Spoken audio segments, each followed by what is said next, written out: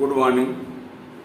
आज के इस वीडियो में फिजिक्स 11th क्लास का एक बहुत अच्छा टॉपिक है जो कि बहुत इम्पॉर्टेंट है। छोटा सा टॉपिक है लेकिन वो बहुत इम्पॉर्टेंट है। वो है फिजिक्स मापन से। 11th class physics chapter first में मापन एवं मात्रक चैप्टर है। उसमें एक ये टॉपिक है, वो है अल्पतमांक। मापन में एक टॉपिक आता है अल्पतमांक। क्या होता है अल्पतमांक? इंग्लिश में बोलते हैं लीस्ट काउंट। तो अल्पतमांक होता क्या है सुनिए। किसी भौतिक राशि का वह कम से कम मान, किसी भौतिक राशि का वह कम से कम मान जिसे किसी यंत्र के द्वारा मापा जा सके। किसी भौतिक राशि का वह कम से कम मान, न्यूनतम मान जिसको किसी यंत्र की सहायता से मापा जा सकता है, उसे उस यंत्र का अल्पतमांक कहते हैं। ठीक है ना? यानी किसी भौतिक राशि का वह न्यूनतम मान जिसे किसी मापक यंत्र के द्वारा, मापक यंत्र कहो, मापन यंत्र के द्वारा मापा जा सके, उसको उस यंत्र का अल्पतमांक कहते हैं। जैसे यदि हम लंबाई की बात करें तो लंबाई को आप सबसे कम 1 मिलीमीटर तक माप सकते हो। 1 मिलीमीटर यानी 0.1 सेंटीमीटर। यानी मीटर पैमाने का जो अल्पतमांक होगा वो 0.1 सेंटीमीटर होगा। ठीक है? ऐसे ही वर्नियर कैलिपर्स होता है, स्क्रू गेज होते हैं, तो इनका अल्पतमांक क्या क्या होता है वो हम बताए दे रहे हैं। ठीक है ना? तो परिभाषा तो समझ में आ गई। अल्पतमांक टॉपिक ये है अल्पतमांक यानी लीस्ट काउंट। ये तो हमने ये बताया किसी भौतिक राशि का वह न्यूनतम मान, किसी भौतिक राशि का वह न्यूनतम मान जिसे किसी मापक या मापन लिखा है यंत्र के द्वारा मापा जा सकता है। किसी भौतिक राशि का वह न्यूनतम मान जिसे किसी मापक यंत्र के द्वारा मापा जा सकता है, उसे उस यंत्र का अल्पतमांक कहते हैं। उसे उस यंत्र का अल्पतमांक कहते हैं। मीटर पैमाने का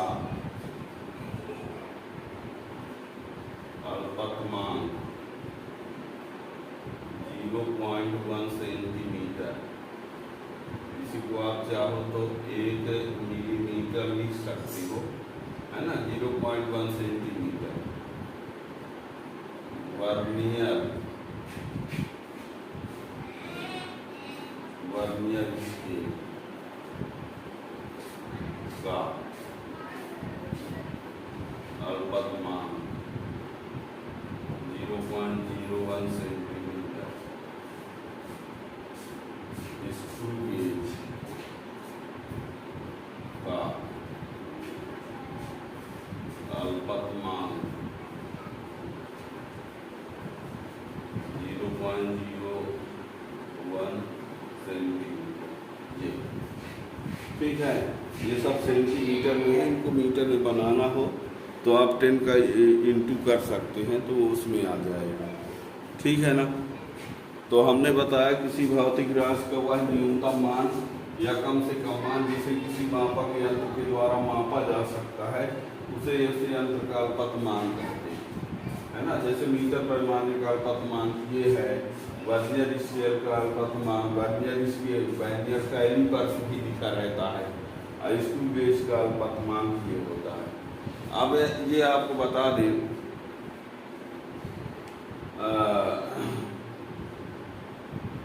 इसमें ये जिस यंत्र का अल्पतमांक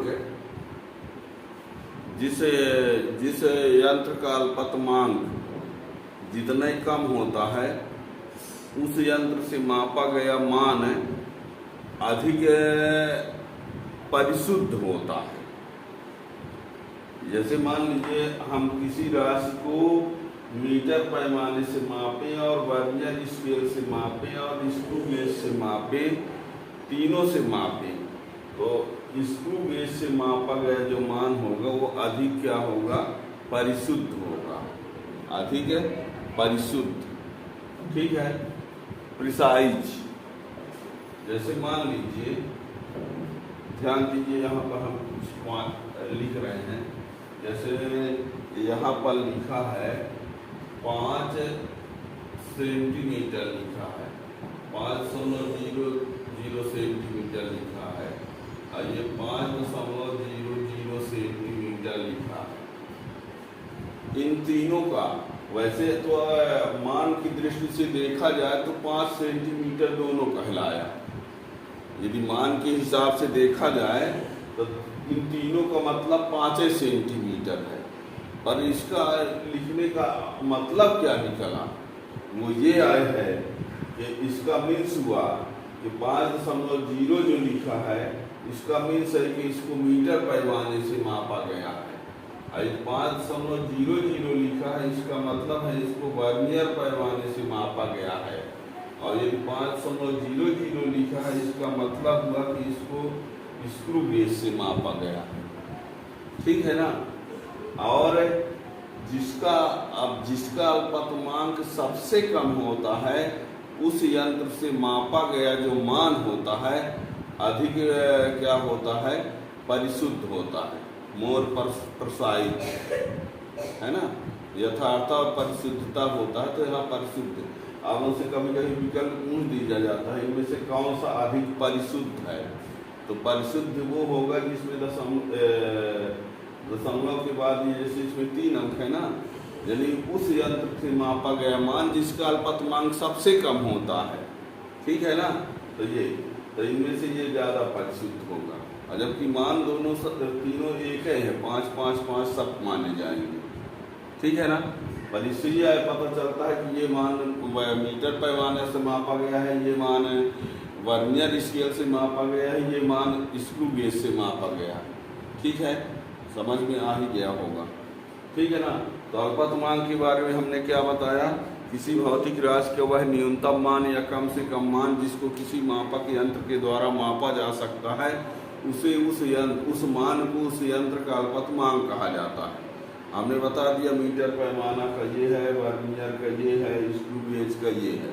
हमने बता दिया कि इन तीनों यंत्रों से किसी की मापन किया जाए तो एक ये आएगा, एक ये लिखा जाएगा, एक ये लिखा जाएगा, और ये तीनों में ज़्यादा परिशुद्ध माना जाएगा ये, ठीक है ना। तो इस प्रकार से और भी वीडियो के लिए आप चैनल को सब्सक्राइब किए रहेंगे तो नोटिफिकेशन मिलता रहेगा।